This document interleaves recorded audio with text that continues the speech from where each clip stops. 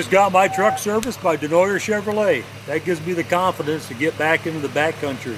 Get your truck down, get it serviced at Denoyer's.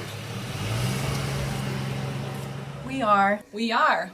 We are. We are. We are. Love in the name of Christ.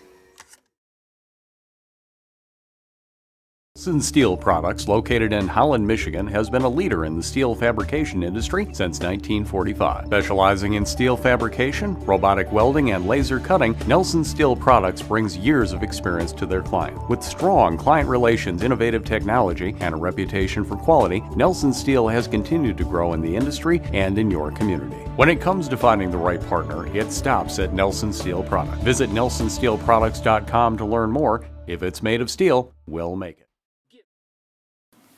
Specialized Demolition has been in the demolition, excavating, and environmental field since 2001. We are staffed with demolition, excavating, and environmental professionals and are equipped with the latest technology to handle any demolition, excavating, or environmental need you may have. Our greatest commitment is to please the customer and do everything possible to ensure their project is done safely and on schedule. Give Specialized Demolition a call for a free estimate. Elite Disposal is a family-owned business based in Grand Rapids, Michigan, serving the surrounding areas including Muskegon, St. Joseph, Kalamazoo, and Lansing. We have dumpster sizes ranging from 10 yard to 40 yard. We haul debris, wood, metal, shingles, concrete, and are a licensed tire hauler. There is no project too large for Elite Disposal. We will go to any level to make your project a success. Elite Disposal, we want to haul your next load. Grandpa, let's go get another load. Okay, let's go. Heating and cooling. We are small enough to make you feel like family, but large enough to handle any of your heating and cooling needs. We are licensed to install and repair all makes and models of systems, including boilers, furnaces, geothermal heat pumps, as well as any AC equipment needs you may have. So if you need assistance with any of your heating or cooling needs, please feel free to call Jarash Heating and Cooling and let us treat you like. Hey Earl, what does fishing have to do with gospel? Well, Jesus said, follow me and I will make you fishers of men. And my wife and I are leaving Michigan to do some fishing on the Rocky Boy Indian Reservation in northern Montana. If you'd like to find out more about our ministry, check out nowjesus.org.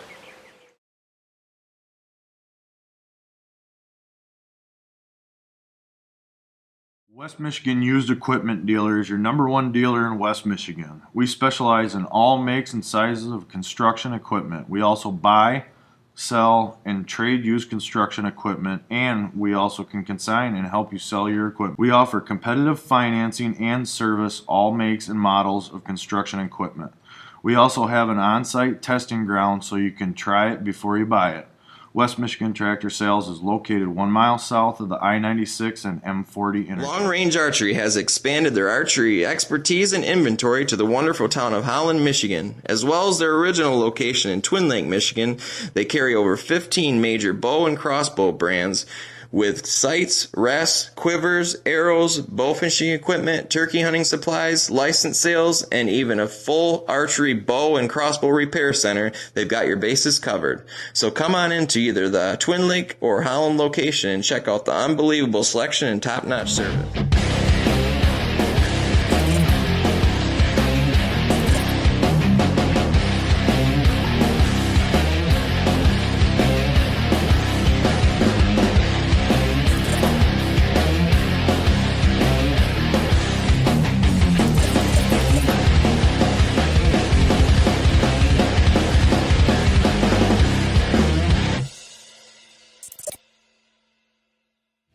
Racks and Tracks TV starts right now. Hi everybody, welcome to this week's Racks and Tracks. This week we're going to do something a little bit different. I called in Killer Food Plots to come in and give me an idea on how to manage my property, how to bring these white-tailed deer into my property and keep them here. And how we started was, this is my first food plot we put in. It actually turned out pretty good. Follow along with me today. We're going to walk my property and I'm going to show you the results of my food plots and all the hard work I put in this fall. So when we come out to the property today, what we're going to look at is we're going to look at from the timber on down. We're going to look at natural food. We're going to look at the healthier woods from your timber, natural understory cover. We're going to look at where you have food plots, what you like about that, your travel corridors, the deer are using natural cover, how they're moving. whether you like that or don't like that. Mhm. So we're going to cover a wide range of things when we walk a property. We usually spend about 3.5 to 4 hours with the property owner on a consultation, and we look at the overall package of the property owner. So the bottom line is, you're going to make this property a lot better for me to hunt on, bring deer into my property, and hold them here. Right. That's Yep, the key. That's the key. Well, still taking care of your this is a liquidatable Sure, asset. It's sure. part of your investment Mhm. portfolio, so Mhm. we don't lose that piece while we're trying to do the Gotcha. habitat piece. We think it's important that you maintain every 10 to 15 years to be able to do a selective cut on your timber. Sounds like a plan. Create Let's a do cash it. flow. All right. As far as a food plot going in this area, this might be a good area, but with the road, what we have is we have our Dream screening product, and it'll get to be somewhere between 8 and can get as high as 14 foot tall in the right growing conditions. But we can wrap this entire area around here, so it buffers any activity from the road, makes the deer feel more secure in here. Ooh, I like that. And they use it during daylight hours more. So you come just outside your timber line, around this hardwoods behind us, and then it also creates a communication corridor where they're going to hit all the licking branches. And when bucks are out using those licking branches during daylight hours, obviously that's the only time you can legally kill those deer, and it makes it a lot easier to take an inventory on what your deer are looking like going into hunting season and come out and do some pre-scouting. So I would wrap this whole thing and be able to put your food plot right in here, and you've got a pretty high water table going on in here, so you can support, you could support a perennial plot. See, I'm thinking even if we don't put a food plot here, put the barrier like you're talking about, and then maybe we can dig this pot back here up. You told me I could have this corner, maybe put a small food plot in there, a little. Yeah, I put mean, turnips here too. They well, didn't it'd be grow nice very to good. Put in some, it'd be nice to put in some G2 Extreme back in here. Okay. Which is all brassica blends. And or, like in all seasons, they'll have your sugar beets and you'll have your rape and such. Yep, but that's they'll what also this have is. Your beans, you'll have your peas, your beans, Okay. some of your early season stuff that'll get you from spring again, from late spring, early summer, all the way to the end of the season. Okay. That all season blend is really quite awesome. And with the sugar beets, they take a long time to grow and develop. So if you plant that in the spring, you get the full benefit all the way into the winter and now, where they'll be still digging and pawing those up. Okay. In this area right here, because you have, it looks like you have filtered sun, you have certain times of the day, like Yep. right here is a pretty good Yep. pocket. You might actually get something through this pocket up here at midday when the sun's up. But if I need to cut these trees out, I mean, I don't have a problem with it. I mean, that's an oak. I hate to take it out of there, but Not I mean, I don't know. necessarily. Maybe we could selectively take out that oak there. Mhm. Right, that one there is big enough, right, Rick? And that one, maybe take a few of those out and get a little bit more sunlight in here, and then you could actually grow this soil right here is probably, I would consider it pretty ideal for our chicory. And Okay. chicory will put on a deeper taproot, and this seems to be higher ground, so it's not gonna this flood out. does get wet right here. You can see where this, Yep. just yesterday, this was flooded right here. This will flood out when it gets heavy rain, but usually it's dry. in Yeah, here. up here this looks like it's Yep. a much drier area, Mhm. and that will be the first thing that greens up in the spring is the chicory. Okay. And your chicory and then your clovers, which they need because they don't have a lot of natural food. And the natural food will make up 75 to 90% of a whitetail's diet from spring green up to they die off in the fall. Okay. So that's what they're going to primarily navigate towards, is all natural food. Now they will supplement with corn, they will supplement with soybeans, they'll supplement with your food plots, they'll eat soft mass, hard mass throughout the year, but the natural foods that becomes available at different times throughout the year, that'll start to, those seeds that are on the ground as we open up this canopy start to come up, and they'll grow at different times of the year. That's like when you do a food plot and you think, man, I've done my job and I've killed everything deader than dead, and you plant your food plot and it comes up, all of a sudden weeds start popping up. Next month in I July, get weeds that. come up. August, different weeds. They germinate at different times of the year. So Gotcha. there's food available at different times of the year Okay. for the Makes wildlife. In the state of Michigan, we have an average of about a 25% reduction in our lactation cycle because our deer rut so hard, and then we go into our hard winters, and there's not enough available forage for those breeding does. So they go through that stressful time of the year during the rut where they'll lose 25% of their body or their carrying capacity. They go into that stress, and then by our hard Michigan winters, which we haven't had the last couple years, but usually that's an issue. And then they are also trying to do that last 30 to 45 days of fawn development inside. So that's further stressing them, and they don't have the available forage. Right now, you look around this woods, there's Yeah, nothing here living to for feed them them. Exactly. So they're in that extreme stress, and they will abort their fawns if they don't have the nutrition that they need. It'll be self-preservation. So they'll abort one, they'll abort two, and you've got no, you know, you don't have the next generation. So when you have a complete mineral that supplements them, gets their carrying capacity up going into the winter, or into the rut, I should say, which is the most stressful time of the year, followed by our winters. When they're better health going into that, which totally makes sense, they'll come out of the backside of the lot healthier and be able to put out full-term fawns and higher body weights. That's where you're going to achieve your genetic potential. If you start behind, you're always going to be behind. I always tell people you can only impact your deer herd so much from all the things after they're born. So you're trying to target your breeding does. That needs to be the target of any management program. So. I agree. That's why I put these mineral licks down. They love them. And Anybody out there has ever put a food plot in, you know now the work begins.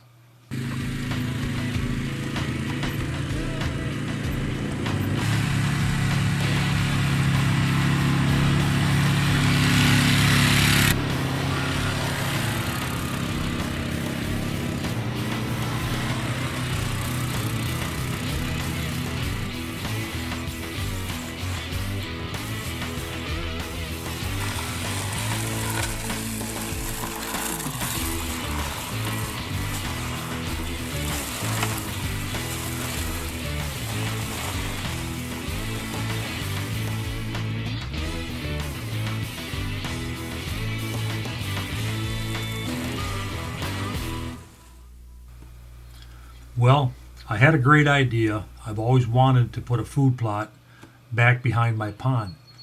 As you can see now, there's a lot of trees in there. I didn't quite know what to do, so I got on a phone and I called one of my sponsors, Dan from Specialized Demolition. He came out, took a look at it. Before I knew it, we had an excavator coming on the property.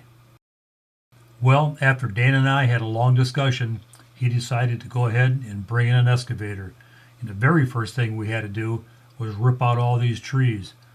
And then he had to go and clear out all the brush because he had to scrape the topsoil off so we could use that as our finished product. Our next step was to dig the pond out because we needed at least about 3 feet of sand to make a good base.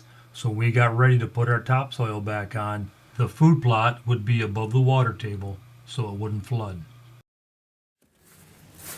Well, here's the end result of a lot of hard work.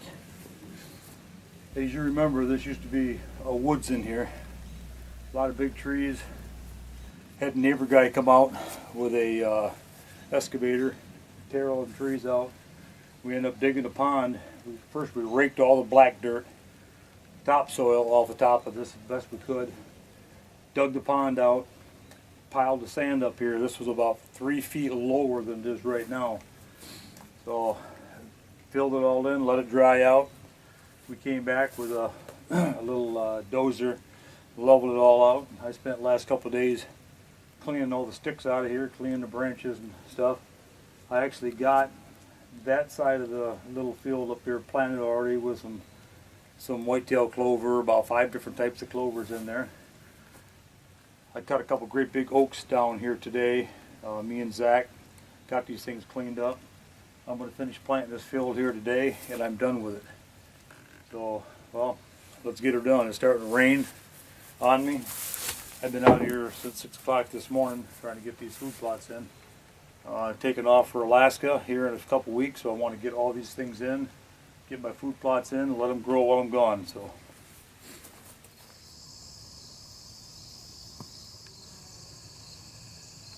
Pretty neat. We even got deer out here. Well, this is our first spot right here that we talked about putting a food plot in. As you remember, this was one huge grass field is all it was. It really didn't do me any good at all. So I had Killer Food Plots come out, and his idea was to put a border around this field. And the reason we put a border around it, this is called Dream Screen. This stuff gets about 6 to 8 feet tall, and what it does, it borders your field to where people cannot look into your field. And makes this field pretty secure. As you can see, I mean, this thing's grown nice. Once this dream screen gets 6-7 feet tall, you're not going to be able to see over it. Give it another month or two, this stuff's coming up pretty good. So I'm pretty excited about this field. I've got a lot of deer tracks out here right now. The field is doing really great. So let's move on to my next field and see what we got. You know, the idea behind when I put this field in here, this dream screen really works good to put pinch points in.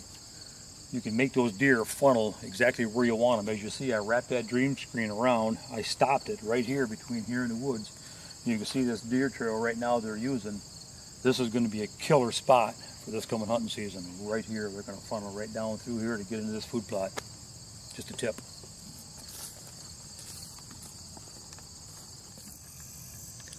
Well, this is food plot number 3. As you can see, it's a small food plot. It's not very large. But the reason I put this back here, there's a lot of water right here. There's a pond beside it. The deer love to come out and drink water. They feed in this food plot. I got plenty of pictures of deer out in this field. I put a variety of everything in all my food plots. I put turnips, I put sugar beets, I put ryegrass, you know, carrots. There's everything in here, and the deer seem to like it. So it turned out pretty good. We also got the dream screen around the edge of this here, as you can see. And what that does, that protects this field from anybody coming through here, anybody walking this property. They've got to walk around this dream screen to look into this field. When this stuff gets 6-7 feet tall, it's going to work great. I can't wait till hunting season. Well, here we are on my 3rd food plot. It's just sitting over here. My idea was I put this dream screen in as a border. That 2-track is sitting over here, and this stuff's supposed to be like 6 feet tall. So it should be 5 feet tall right now. I'll tell you what happened. Earlier, when I put those food plots in, I had my neighbor come over with his tiller, and by accident, he tilled around the borders of all my food plots over here. He tilled my dream screen under, is what I'm saying. It's amazing. That stuff grew better than this stuff did that I never tilled after I put it in. This is the original planting, how Keller Food Plots told me to put it in. I did it exactly how they did it, and it didn't grow at all. The stuff I tilled under by mistake is that tall. So the key is when you put the stuff in, plant it, and put a small tiller on and till it under just a little bit, about 4 inches. I think what that does, it brings oxygen into that ground, and that stuff is sprouted up. As I said earlier, the reason I put this food plot in here is because my bedding area is just straight south of me here, and a lot of my deer come from that way. And in a minute, we'll go back to my number 4 food plot, and I'll show you where I kill most of my big bucks, but they come from that direction. I figure this food plot's going to be good because it's back out of the way. I've got that dream screen in here, which I don't think is going to make it, but it's a secure spot, and I think we're going to do well. Well, this is number 4 food plot right here. This one here does not grow as well as the other ones because of the shade. A lot of trees in here. I don't like to cut these trees out of here because almost everyone in here is white oak. This is probably one of my better spots where I've killed most of my nice bucks. There is my tree stand that I hunt out of. All my bucks come from the bedding area. The bedding area is straight north of here, which is between this food plot and my other food plot I put in. So I'm anxious to see what happens this year. They're probably going to be working between food plots. My swamp is back here behind me. A lot of my bigger bucks come out of that swamp and they come in this direction. And this is usually where I kill them, right here. So I'm pretty excited about this fall. I can't wait till hunting season gets here. I put a lot of work in these food plots this year. I hope they pay off.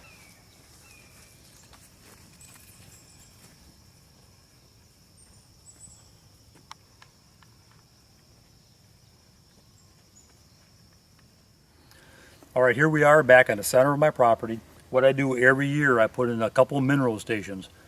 I use Bone Builder. That's my own product that I use, and the reason I use that product, it's got all the vitamins a deer need. It's got all the calcium to make big antlers, to help the does grow good fawns, and it's good for deer. You got to be careful when you buy mineral.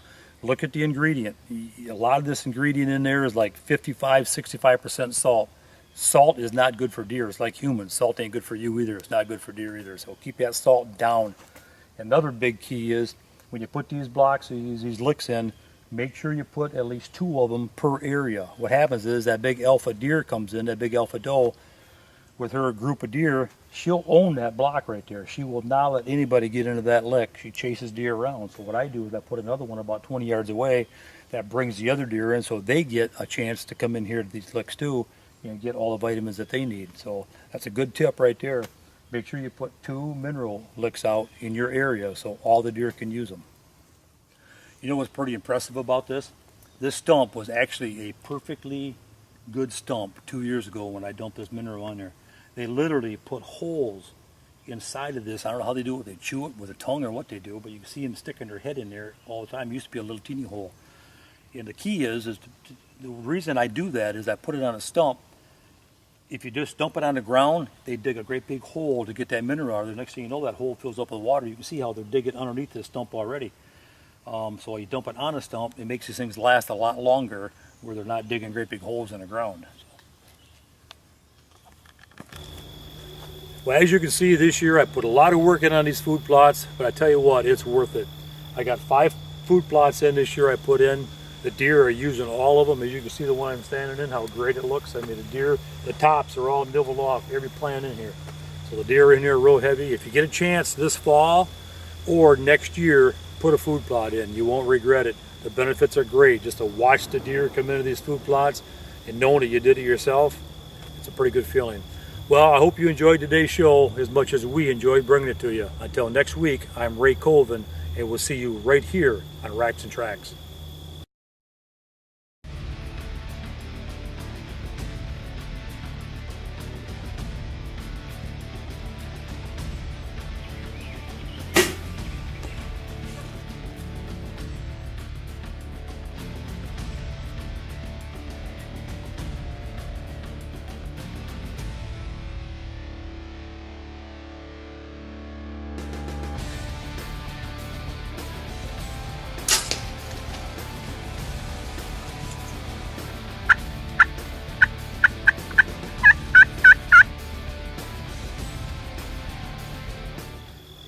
Well, as you can see, I put a lot of work in this year on these food plots.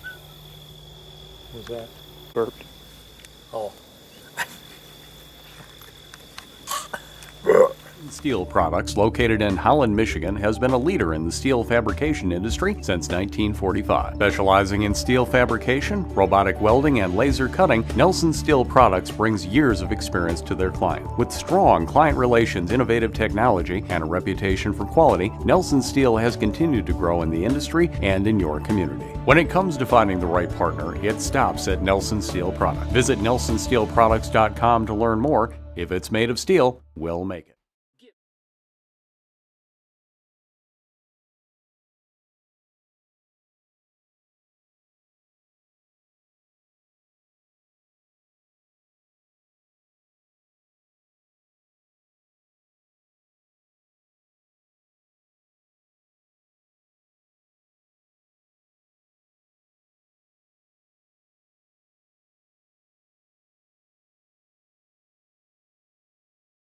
Elite Disposal is a family-owned business based in Grand Rapids, Michigan, serving the surrounding areas including Muskegon, St. Joseph, Kalamazoo, and Lansing. We have dumpster sizes ranging from 10 yard to 40 yard. We haul debris, wood, metal, shingles, concrete, and are a licensed tire hauler. There is no project too large for Elite Disposal. We will go to any level to make your project a success. Elite Disposal, we want to haul your next load. Grandpa, let's go get another load. Okay, let's go. Heating and cooling. We are small enough to make you feel like family, but large enough to handle any of your heating and cooling needs. We are licensed to install and repair all makes and models of systems, including boilers, furnaces, geothermal heat pumps, as well as any AC equipment needs you may have. So if you need assistance with any of your heating or cooling needs, please feel free to call Jarash Heating and Cooling and let us treat you like. Hey Earl, what does fishing have to do with gospel? Well, Jesus said, follow me and I will make you fishers of men. And my wife and I are leaving Michigan to do some fishing on the Rocky Boy Indian Reservation in northern Montana. If you'd like to find out more about our ministry, check out nowjesus.org.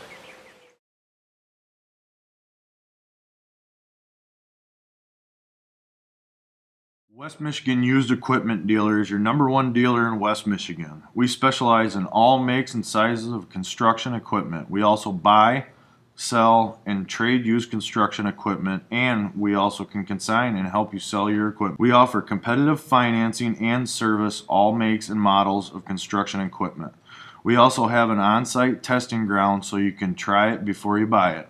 West Michigan Tractor Sales is located 1 mile south of the I-96 and M40 interchange. Long Range Archery has expanded their archery expertise and inventory to the wonderful town of Holland, Michigan. As well as their original location in Twin Lake, Michigan, they carry over 15 major bow and crossbow brands with sights, rests, quivers, arrows, bow fishing equipment, turkey hunting supplies, license sales, and even a full archery bow and crossbow repair center. They've got your bases covered. So come on into either the Twin Lake or Holland location and check out the unbelievable selection and top-notch service.